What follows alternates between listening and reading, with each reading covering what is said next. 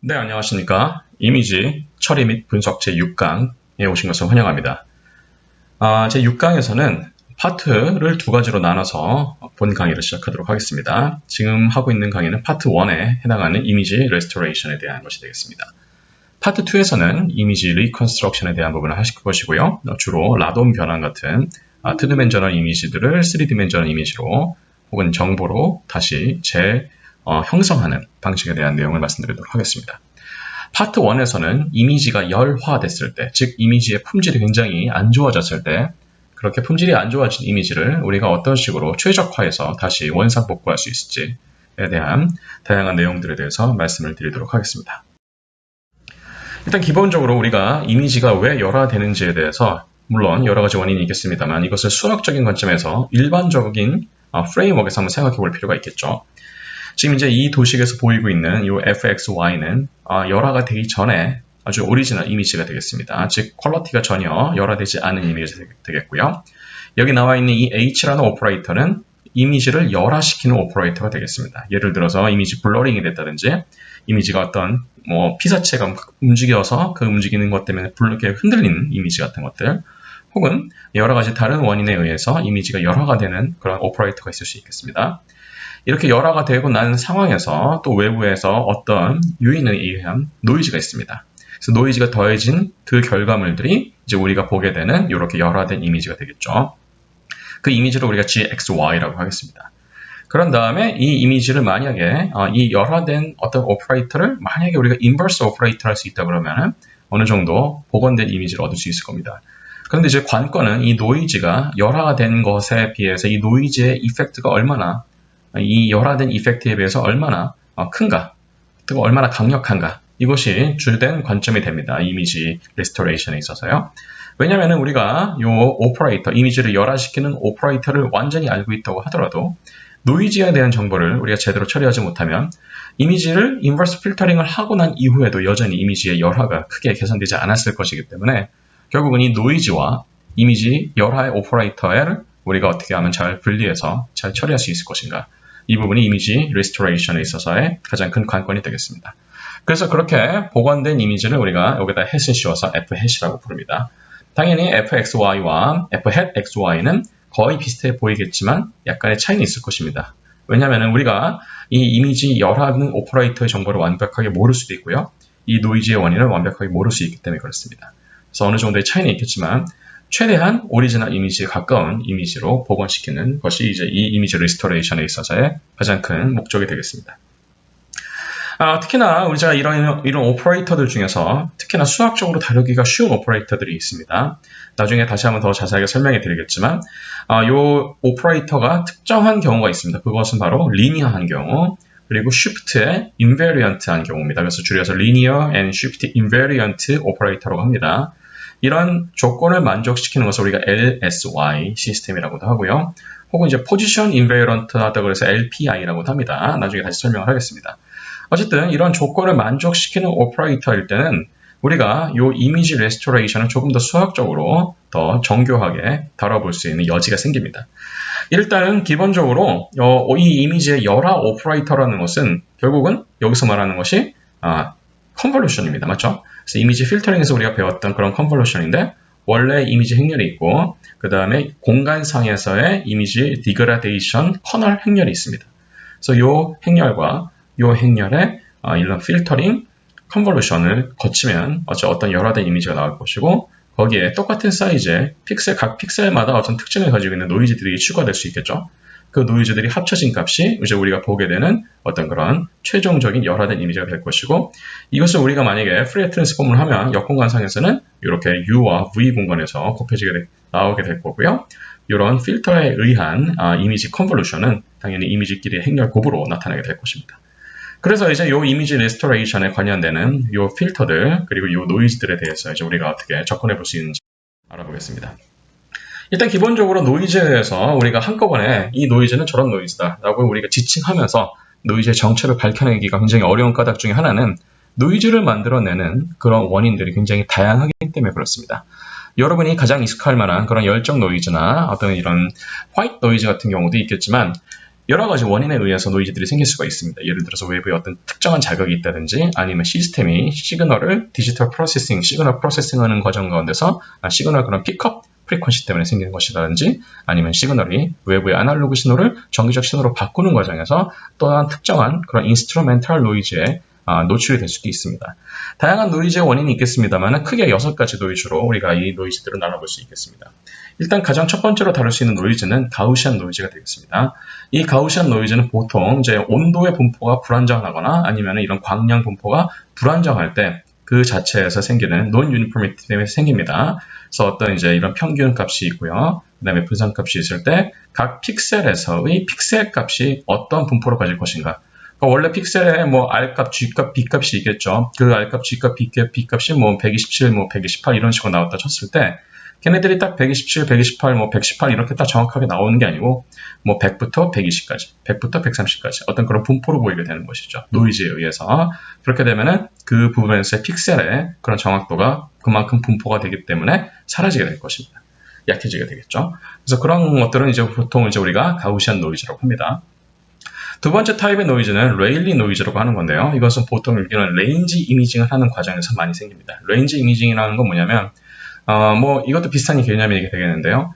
광량의 분포가 유니폼하지 않을 경우에 그것을 강제로 광량 분포를 히스토그램을 조정함으로써 맞춰줄 수가 있는데 그 경우에는 광량 분포가 일정하지 않았던 영역에서 만약에 노이즈가 숨어 있었다면 걔네들이 오히려 오버에스티메이트 돼가지고 더 강화가 되는 그래서 갑자기 툭 튀어버리는 그런 노이즈들이 될 수도 있겠죠.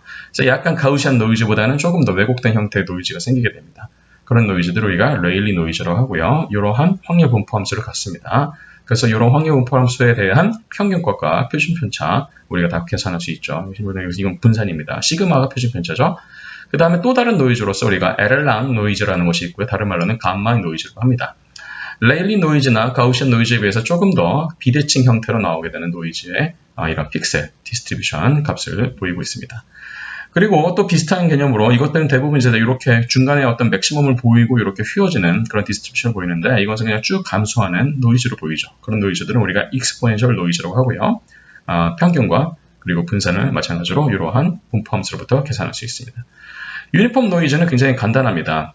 어떤 특정한 값을 주장을 해서 그 특정한 값의 범위 내에서는 똑같은 확률 분포로 갖는다. 그래서 우리가 유니폼 노이즈라고 그러죠. 유니폼 디스트리뷰션을 갖기 때문에 그렇습니다. 그래서 이런 유니폼 노이즈를 갖는 경우에는 히스토그램을 그리면 이렇게 막대기 형태로 나오게 됩니다. 왜냐하면 특정한 구간에서는 거의 같은 확률로 노이즈들이 나오게 되니까요. 인펄스 노이즈는 우리가 몇 강 전에 배웠던 그런 솔트 앤 페퍼 노이즈 같이 이렇게 뭔가 스페클 같은 그래서 이제 완전히 흑과 백으로 나오는 노이즈들이 특정한 어떤 값을 가지고서 나오는 경우가 되겠습니다. 예를 들어서 이제 PA와 PB, A를 가져온 확률은 PA, B를 가져온 확률은 PB, 어떤 픽셀이요. 나머지는 그냥 0. 그래서 노이즈에 대해서 이러한 노이즈들이 이제 노출됐을 때 만약에 이 노이즈들을 우리가 확률이 0.5다. 그럼 예를 들면 우리가 전형적인 솔트 앤 페퍼 노이즈가 되겠습니다. 그래서 레인지 이미징에 대해서 잠깐 말씀드리고 넘어가면 아까도 말씀드렸던 것처럼 보통 우리가 하이 다이내믹 레인지 이미징이라고 해서 HDRY처럼 보통 이렇게 광량이 부족한 상황, 저녁 시간대나 밤 시간대 혹은 새벽에 어스름한 그런 상황에서 혹은 어떤 조명의 분포가 불균형할 경우에 걔네들을 이제 우리가 강제로 어떤 밝기 조정을 하다 보면 이제 어두운 데 숨어 있었던 노이즈들이 오히려 툭 튀어나오는 더 오버에스티메이트 되는 그런 형태를 보실 수가 있을 겁니다.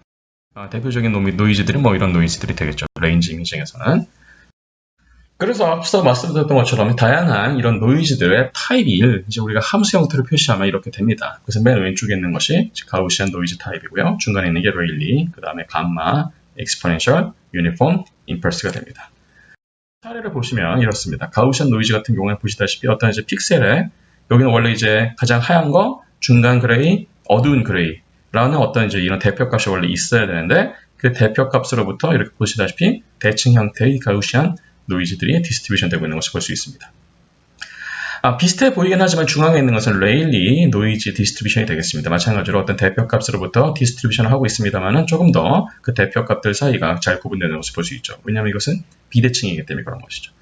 아주 비대칭으로 가게 되면은 이런 이제 에롤랑 노이즈 혹은 감마 노이즈 같은 것들은 훨씬 더 잘 구분되어 있는 것을 볼 수 있을 겁니다. 같은 노이즈 이미지긴 하지만 뭔가 더 이런 선예도 혹은 라인 엣지가 좀 더 살아있는 것을 볼 수가 있죠. 왜냐하면은 거의 이 분포들 사이에 겹침이 없기 때문에 그렇죠. 그에 반해서 가우시안 같은 경우는 요 분포와 요 분포와 요 분포가 꽤나 많이 겹치고 있죠. 그래서 이 라인 엣지가 다른 노이즈들 이미지에 비해서 조금 떨어지는 것을 볼 수가 있습니다. 자, 이것은 익스포넨셜 이미지가 되겠고요. 익스포넨셜 노이즈 같은 경우는 훨씬 더 완전히 비대칭이 돼버렸죠. 이 경우 같은 경우에는 이제 우리가 확실히 노이즈들이 잘 구분되는 것을 볼 수가 있고, 중앙에 있는 것은 유니폼 이미지입니다. 그래서 아까 말씀드렸던 것처럼 어떤 대표를 할 수 있는 평균값을 중심으로 해서 이렇게 거의 같은 확률 분포를 갖고 있는 유니폼 노이즈들이 나오는 것을 볼 수가 있고, 이제 맨 마지막에 있는 것은 salt and pepper 이미지가 되겠습니다. 그래서 이 경우에는 중앙에 있거나 그레이에 있거나 맨 바깥에 있거나 어쨌든 간에 임펄스 형태로 노이즈가 이렇게 나오게 되죠. 맞죠? 그래서 이런 노이즈들이 대표적인 노이즈들이라고 할 수 있겠습니다. 그런데 이제 우리가 찍은 이미지가 실제로 어떤 타입의 노이즈를 가지고 있을지에 대해서는 우리가 이런 히스토그램을 그려보기 전에 잘 모릅니다. 그래서 일단은 여러분이 이미지 처리를 나중에 특히 노이즈가 많이 껴있는 이미지 처리를 하실 때는 한번 이렇게 이미지 히스토그램 같은 것들을 보시면서 특정한 영역에 대해서 우리가 의심이 되는 부분이 있다면 그 부분에 대한 노이즈 디스트리뷰션 한번 미리 시각화해서 보시는 것도 좋은 전략 방법이 될 겁니다. 그래서 다시 한번 말씀을 드리면 우리가 이미지를 다시 복원한다는 것은 이미지가 열화가 됐고 그 열화가 된 이미지가 노이즈가 꼈을 때 그 노이즈를 없애고 그것을 다시 원상복구하는 일련의 수학적인 과정을 의미합니다. 자, 그랬을 때 특히나 아까 말씀드렸던 것처럼 이 노이즈가 아니고 이 열화를 담당하고 있는 이 오퍼레이터를 이제 우리가 어떻게 처리할 것이냐가 굉장히 중요하다고 말씀을 드렸습니다. 그래서 이러한 오퍼레이터를 처리할 때 특히나 이제 우리가 수학적으로 다루기 쉬운 그런 오퍼레이터는 리니어리티가 있고 포지션 혹은 쉬프트 인베리언스가 있는 노이즈면은 다루기 훨씬 쉽습니다. 나중에 예를 들어서 얘네들이 컨볼루션 계산을 한다든지 할 때 우리가 편하게 이제 변환할 수 있고 혹은 분리할 수 있고 할 수 있기 때문에 그런 것이죠. 리니어리티는 여러분 잘 아시다시피 이제 선형 결합이 가능하다는 얘기죠. 그래서 두 이미지가 어떤 몇 배가 된 다음에 어떤 이미지 열화 과정을 거쳐도 이 이미지 열화 과정이 만약에 리니어리티를 가지고 있다면 두 이미지를 분리할 수 있고 그 다음에 그 앞에 개수를 밖으로 뺄 수 있다라는 게 리니어리티입니다. 포지션 인베리언트는 이미지를 평행 이동한 겁니다. 어떤 알파만큼 베타만큼 위치를 평행 이동했을 때 그 평행 이동한 것이 자체도 이미지 열화에 대해서는 독립적으로 적용한다라는 거죠. 그래서 이미지 열화와 이 평행 이동은 관련이 없다. 그냥 평행 이동을 그대로 이미지 열화된 이미지도 그냥 그대로 평행 이동한다. 라는 것이 이 리니어리티와 포지션 인베리언스의 특징이 되겠습니다. 이 LPI 혹은 LSI 오퍼레이터를 가지고 있는 이 이미지들을 가지고 우리가 어떤 식으로 이제 계산할 수 있을지 몇 가지 사례를 알 수 있겠죠. 만약에 우리가 H로 알고 있고 G로 알고 있다. 그러면 F를 구하기 위해서는 이렇게 열화된 이미지 행렬을 이 H 이게 디그라데이션 오퍼레이터 행렬의 역행렬을 양변에다 곱해주면 되겠죠. 그러면 이제 원래 행렬이 나오겠죠. 관계를 한번 이용해 보자는 거죠. 예를 들어가지고 그러면은 그런 오퍼레이터 역행렬을 취하기 위한 이런 디그라데이션 오퍼레이터는 우리가 어떻게 정할 수 있겠습니까? 여러 가지 후보군들이 있습니다. 그런 후보군들을 차례로 시도해 보는 것이죠. 사실 어떻게 될지는 모르니까요. 예를 들어서 이제 우리가 그런 디그라데이션 필터 중에서 가우시안 필터 라이크한 이런 포지션 스프레드 펑션이 있습니다. 예를 들면 이제 이런 익스포넨셜 함수가 되겠죠. 가우시안이랑 굉장히 비슷하게 생겼죠. 여기서 이제 이 포지션이 얼마나 퍼져 있느냐를 정하는 것은 이 k 값이 되겠고요. 당연히 이제 k가 크면 클수록 훨씬 더 얘네들이 이제 잘 퍼져 있는 형태가 되겠습니다. 그래서 이거는 k 값이 약 0.0025, 이건 0.001, 이건 0.00025 같은 것이 되겠습니다. 그래서 원본 이미지에 비해서 약간 이렇게 포인트가 스프레드가 되다가 점점 다시 원본 이미지에 가까워지는 것을 여러분이 확인하실 수 있을 겁니다. 그래서 결국 이러한 오퍼레이터들에 대해서 우리가 아이덴티티를 알고 있다 그러면은 이미지를 레스토레이션 하는 것은 이상적으로는 굉장히 쉬운 일이 됩니다. 문제는 우리가 이런 이미지 오퍼레이터, 디그라데이션 오퍼레이터의 정체를 사전에 미리 알기가 굉장히 어렵다는 것이 있겠죠. 다만 잘 알려져 있는 그런 오퍼레이터들을 여러 가지 파라미터를 이용해서 조절함으로써 이것저것 시도해 볼 수가 있게 되는 것이죠. 자, 예를 들면 이제 우리가 사진을 찍을 때 제일 많이 이미지를 열화하는 그런 원리가 몇 가지가 있죠. 예를 들면은 피사체가 움직일 때죠. 그래서 피사체가 움직이는 것은 뭐 회전해서 움직일 수도 있겠고, 그다음에 병진 운동으로 움직일 수도 있겠습니다. 중요한 것은 이제 예를 들어서 얘네들이 병진 운동으로 움직인다고 가정을 했을 때 그 병진 운동에 대한 오퍼레이터를 이제 우리가 어떻게 만들어낼 수 있을 것이냐에 대한 것이 되겠습니다. 일단은 기본적으로 어떤 열화된 이미지가 칩시다. 그 열화된 이미지를 프리에 트랜스폼하는 관계식은 이거죠, 맞죠? 네. 그 다음에 이제 얘네들의 프리에 트랜스폼한 그 결과물, 요거는 가만히 놔두고요. 애초에 이제 우리가 요 이미지가 이런 식으로 이동을 해서 나온 이미지가 요 gx로 y라고 한다면 이게 평행 이동한 거죠. 예를 들어서 갑자기 이미지가 뭐 오른쪽 위쪽 방향으로 대각선을 휙 움직였다고 치는다면 그 위쪽 방향으로 움직인 정도의 쉬프트를 의미하는 겁니다. 그래서 이제 요 이미지를 여기다가 요 방정식을 여기다 집어넣고 그 다음에 t를 밖으로 빼고 그 다음에 x하고 y에 관련된 것만 다시 계산하면 요 이미지하고 요걸 계산해 보면은 이것은 결국 이렇게 f에 대한 프리 트랜스폼과 나머지 x하고 y만큼 평행 이동한 값이 여기 집어넣어서 이렇게 익스포넨셜이 나오고요.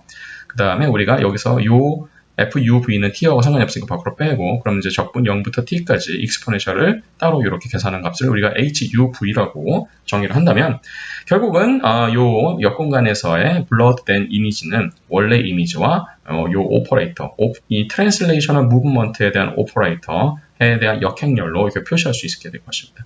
따라서 그래서 우리가 만약에 요것을 알고 있다 그러면 그리고 요것을 알고 있다 그러면 얘를 계산할 수 있겠죠.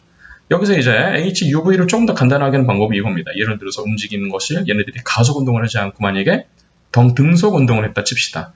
등속 운동이라는 것은 시간에 따라서 움직이는 이 거리가 비례한다는 얘기가 되겠죠. 그래서 예를 들어서 이런 식으로 표시한다 그러면 이것을 다시 여기다 집어넣어서 이 HUV를 좀 더 간단하게 만들 수 있고 분명히 이러한 관계식을 구현할 수가 있습니다. 그러면 이제 얘네들을 우리가 행렬을 만들어서 역행렬을 구해가지고 원래 이 블러드된 이미지에다가 역행렬을 곱하면 이제 블러가 되기 전의 이미지를 다시 살릴 수가 있게 되겠죠. 그래서 우리가 피사체가 등속 운동으로 갑자기 움직이는 이미지다 라는 것을 일단 우리가 가정할 수 있다면 그것에 해당하는 오퍼레이터를 이제 우리가 이런 식으로 수학적으로 디라이브 할 수 있기 때문에 최대한 복원이 가능한 이미지들을 우리가 얻을 수 있게 되겠죠. 물론 노이즈 영향이 아직까지는 별로 없다고 우리가 가정을 하고 있습니다. 자, 그래서 이제 우리가 이런 이미지들을 잘 계산해 볼 수 있다는 것까지는 이제 알겠습니다. 근데 이제 문제는 노이즈가 낄 때가 되겠죠, 맞죠?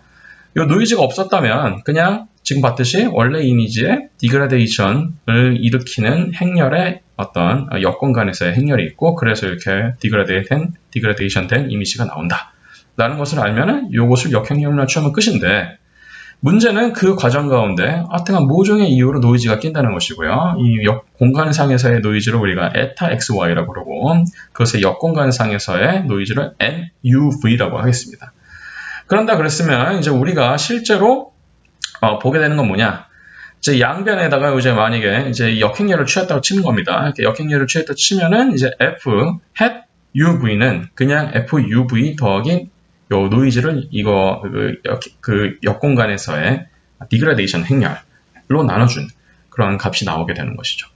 그래서 사실은 이제 우리가 보게 된 것은 GUV, 즉 그냥 단순히 디그라데이션만 거치는 게 아니고 디그라데이션을 거치고 나서 결국은 이 노이즈가 낀 상태가 이미지가 되는 거니까 실제로 우리가 만약에 그냥 단순히 요 역공간에서의 디그라데이션 행렬을 역행렬로 곱해서 구한 값은 이 값이 아니고 이 값이 되는 겁니다. 왜냐하면 노이즈 이펙트가 있기 때문에 그렇죠.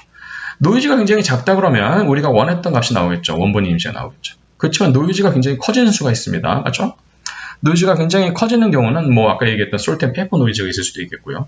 반대로 얘기하면은 H가 굉장히 작아지는 경우도 있을 수 있을 겁니다. 그러면 그런 경우에 대해서는 노이즈가 가만히 있더라도 분모가 작아지니까 이 값이 굉장히 커질 수가 있겠죠.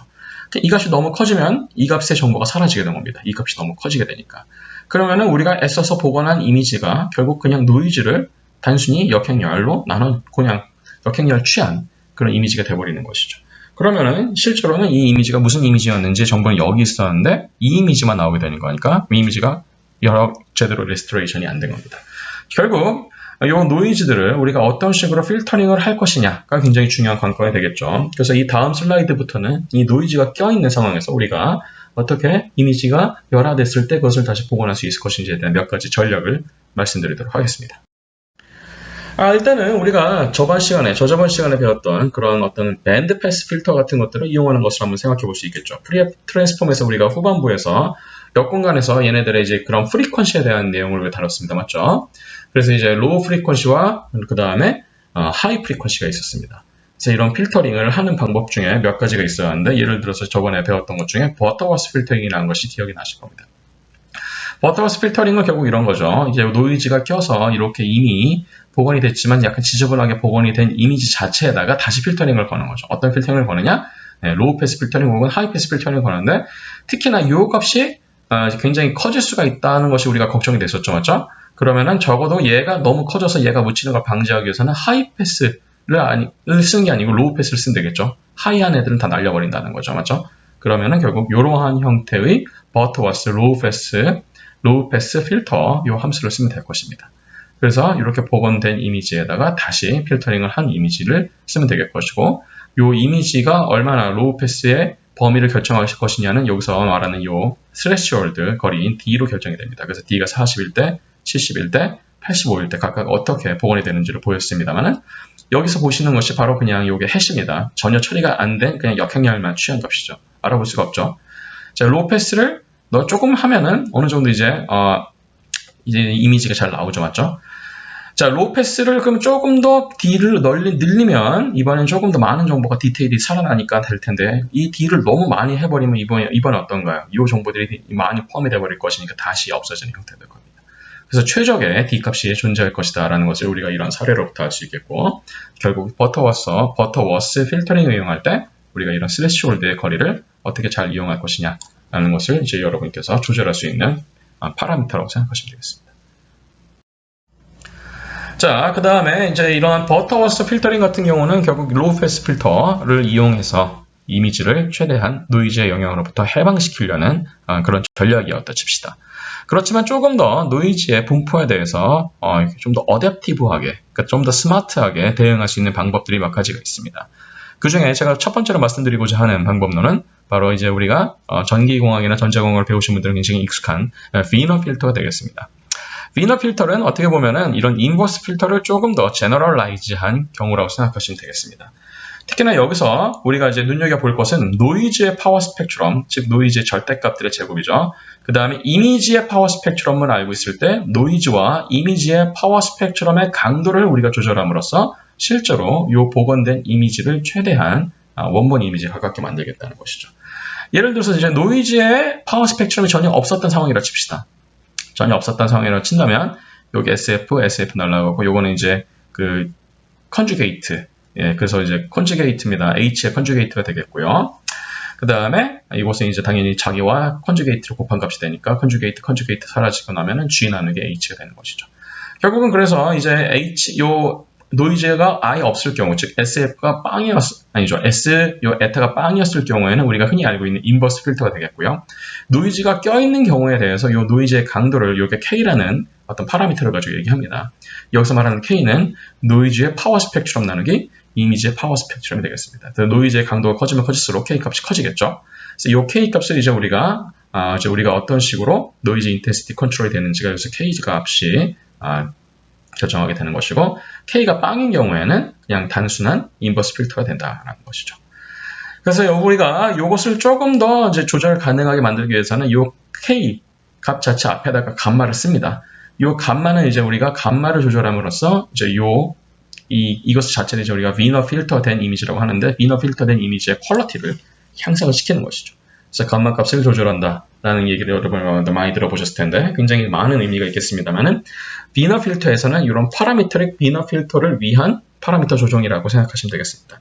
즉 노이즈가 얼마나 이 정보를 많이 감추고 있는지, 혹은 노이즈를 너무 많이 빼버리면 정보 자체가 없어지니까 어떻게 하면 최대한의 이미지 복원 퀄리티를 향상시키기 위해서 이 노이즈의 컨트리뷰션을 우리가 조절할 것인지가 여기서 이제 결정이 되는 것이죠.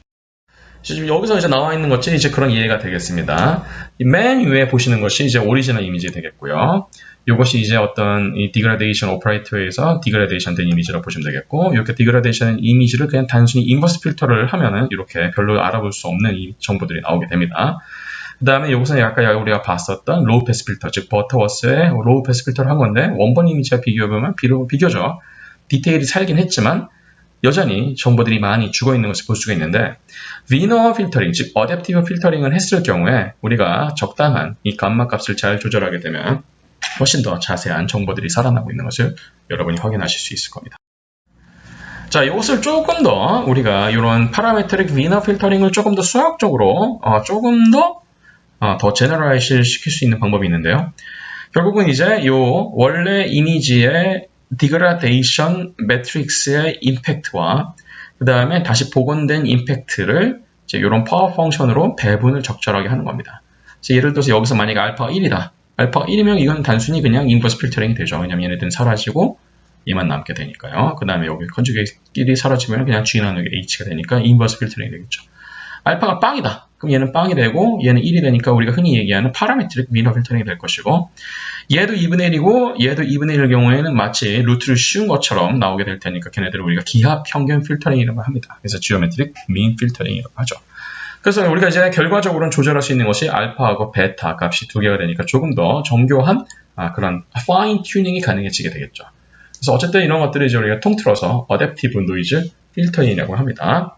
그래서 이제 이런 조절할 수 있는 변수들이 많으면 많을수록 더 정교한 이미지 필터링이 되겠지만, 결국은 이런 노이즈들에 대한 기본적인 근본적인 대처는 여전히 이 상태만으로만 보면은 부족한 상황이 되겠죠. 그래서 이제 노이즈의 어떤 이런 센시티비티를 우리가 조금 더 잘 그리고 정교하게 다룰 수 있는 방법론들이 필요할 겁니다. 예를 들면 대표적인 것이 바로 이런 리스트 스퀘어 필터링, 특히나 어떤 조건에 의해서 결정되는 필터링이라 그래서 우리가 Constrained List Square Filtering, 줄여서 CLSF라는 방법론이 있습니다. CLSF 방법론은 일종의 어댑티브 노이즈 필터링이 합니다만은 더 유용한 이유가 있습니다. 그 이유는 애초에 우리가 디그라데이션 필터의 자세한 정보를 우리가 모르고 있어도 오로지 노이즈들의 평균과 표준 편차만 알고 있으면 최대한 정교한 이미지 복원이 가능하기 때문에 그런 것이죠. 자, 여기서 우리가 지금 미니마이즈 하고자 하는 건 뭐냐면 이렇게 지금 이제 해서 쉬운 이미지죠. 즉 노이즈가 가미가 된 여하의 이미지가 되겠습니다. 그 다음에 어떤 오퍼레이터가 있어요. 이 오퍼레이터를 여기다 이제 작용시킨 이 값의 유클리디안 놈의 스퀘어를 미니마이즈 하고 싶습니다. 근데 그냥 미니마이즈 하면은 그냥 리스트 스퀘어 필터링이 되는 거죠. 왜냐면 이게 리스트 스퀘어니까요. 근데 여기에 이제 한 가지 조건이 있습니다. 그래서 우리가 constrained라고 그러죠. 어떤 조건이냐면 여기서부터 이게 굉장히 재밌는 부분이죠. 원본 이미지에 열화 오퍼레이터를 씌우고 거기에다가 노이즈를 입힌 이미지를 우리가 만약에 GXY라고 칩시다. 그리고 열화 이미지에 노이즈를 입힌 게 아니고 그 자체에 이렇게 지금 이제 애초에 이거는 뭡니까? 열화 이미지에 노이즈를 입히기 전에 이미 이제 열화된 이미지 자체에다가 그 이제 GXY는 노이즈가 전혀 없는 상황. 그리고 요거는 노이즈가 이미 낀 상황에 대해서 오퍼레이트를 한 거죠. 즉 이건 무슨 차이냐? 열화가 된 다음에 거기다 노이즈를 입혔냐? 아니면은 이미지에 노이즈를 입힌 다음에 열화를 시켰냐? 그 차이입니다. 두 차이가 별로 안 날 것 같지만 꽤 차이가 날 수 있죠. 왜냐하면 노이즈가 얼마나 크느냐에 따라서 이것이 달라질 수 있으니까요. 그래서 우리가 지금 알고자 하는 건 뭐냐? 요 두 사이의 유클리디안 놈, 이 차이의 유클리디안 놈을 이제 예를 들어서 원래의 노이즈의 유클리디안 놈과 같게끔 만들어주는 모종의 장치를 찾고 싶은 겁니다. 근데 이제 이 조건을 여기다 걸었으니까 일단은 미니마이제이션 자체는 라그랑주 승수법을 이용해서 하면 되겠죠. 그래서 어쨌든 여기서 우리가 흔히 여기서 많이 쓰는 이 Q 그럼 오퍼레이터는 뭘로 쓸 거냐? Q 오퍼레이터 하고 많은 Q 오퍼레이터 중에서 우리는 보통 라플라시안 오퍼레이터를 씁니다. 라플라시안 오퍼레이터는 수학적으로는 더블 데리버티브죠. 즉 X 2디멘저널 더블 데리버티브가 됩니다. X 방향과 Y 방향으로의 더블 데리버티브. 그런데 얘네들은 연속 공간이 아니고 이미지라는 디스크리트한 공간으로 나오기 때문에 이렇게 좌우 상하에 대한 이러한 디퍼런셜 디스크리트 디퍼런시에이션 폼이 여기서 반영이 돼서 이런 식의 Q 오퍼레이터를 쓰는데요. 우리가 왜 하필이면 이런 Q 오퍼레이터, 즉 라플라시안, 2디멘저널 라플라시안 오퍼레이터를 쓰느냐? 애초에 여기가 노이즈가 껴있을 때 노이즈를 우리가 죽이기 위한 방법 중에 하나가 라플라시안 오퍼레이터였죠. 특히나 이제 더블 데리버티브를 너무 이제 크게 만드는 그런 놈들이 있으면 걔네들을 다 죽여버리는 형태의 기능을 할 수 있기 때문에 이런 2디멘저널 라플라시안 오퍼레이터를 쓰는 경우가 대다수입니다. 그래서 이런 것들을 이제 다른 말로는 우리가 러프니스 리듀싱 오퍼레이터라고 합니다. 어쨌든 간에 이제 Q 오퍼레이터로서 이런 2디멘저널 라플라시안 오퍼레이터를 쓰게 되고요. 이것을 이제 우리가 행렬식으로 계산해 보면은 이런 식의 계산들이 나옵니다. 여기서 말하는 P와 PMN은 결국 이러한 라플라시안, 2디멘저널 라플라시안 필터 커널이 되겠죠. 자, 그래서 이제 이렇게 완성된 이 값이 이제 우리가 미니마이즈 해야 되는 대상이 되었고요. 우리가 만족해야 되는 조건은 이 조건이 됩니다.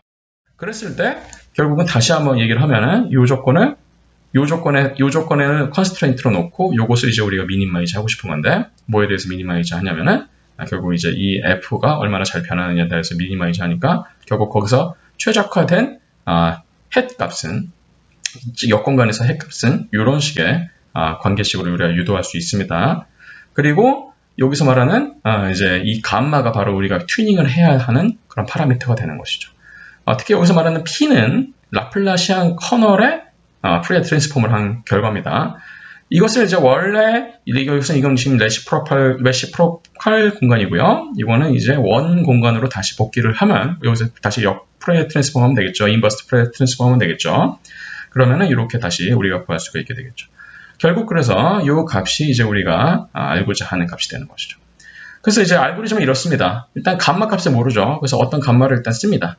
그 다음에 감마를 쓰면은 우리가 요게 F 햇을 계산할 수 있죠.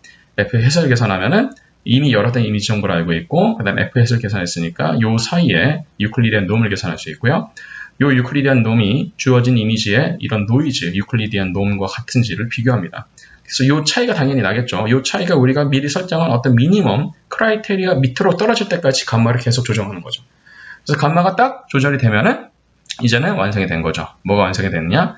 감마가 조절이 됐으니까 요 값을 이제 우리가 구할 수 있게 되는 겁니다. 그렇죠? 그러면은 이제 최적의 이런 이미지가 다시 나오게 되는 거죠. 노이즈를 고려한 인버스 필터링이 되는 겁니다. 자, 그런데 여기서 재밌는 건 뭐냐? 그러니까 CLSF의 가장 큰 특징은 뭐냐? 애초에 우리가 이러한 여러 이미지의 자세한 그런 아이덴티티를 우리가 모르더라도 오로지 그 이미지 자체에 껴있는 노이즈들의 평균값과 노이즈들의 분산만 알고 있다 그러면 요 유클리디안 노이즈 놈을 우리가 미리 알 수 있다는 겁니다. 그래서 얘가 지금 비교할 대상이 누구냐? 그러면 얘는 이미 계산할 수 있다는 얘기죠. 그래서 요 감마 값에 의해서 이것을 계속 컨트롤하면서 이거하고 얼마나 가까워지는지를 계속 아이터레이션 하는 겁니다. 그래서 그 아이터레이션 하는 것이 어떤 특정한 기준을 만족시키면 스탑을 하는 거죠. 아이터레이션을. 그리고 거기서 구한 감마 값을 가지고 이미지를 다시 원상복구를 하는 겁니다. 그래서 이제 예를 들어서 이미지 원상복구한 결과가 이겁니다. 이게 원본 이미지가 되겠고요. 이것은 이제 우리가 감마가 옵티마이즈가 안 된 상황, 그 다음에 이건 감마가 옵티마이즈가 된 상황이 되겠습니다. 훨씬 더 노이즈의 강도가 많이 줄어들었고 더 이미지의 피처가 잘 살아나고 있는 것을 여러분이 보실 수 있을 겁니다. 이것도 마찬가지입니다. 그래서 맨 위에 있는 것은 이제 완전 이미지가 열화되기 전의 이미지가 되겠고요. 열화된 이미지가 되겠고 이것을 다시 복원을 하는데 감마 값을 어떻게 우리가 잘 맞추느냐에 따라서 이미지가 얼마나 잘 복원되는지를 볼 수가 있을 겁니다. 그래서 감마 값을 우리가 조절하는 것은 이제 아이터레이션을 많이 해야 됩니다. 그리고 그 크라이테리어는 우리가 미리 정할 수 있어야 되겠죠. 그래서 그런 크라이테리어를 만족을 시키면 아이터레이션이 끝나는 식으로 여러분들이 이미지를 프로세싱 하실 수 있을 겁니다.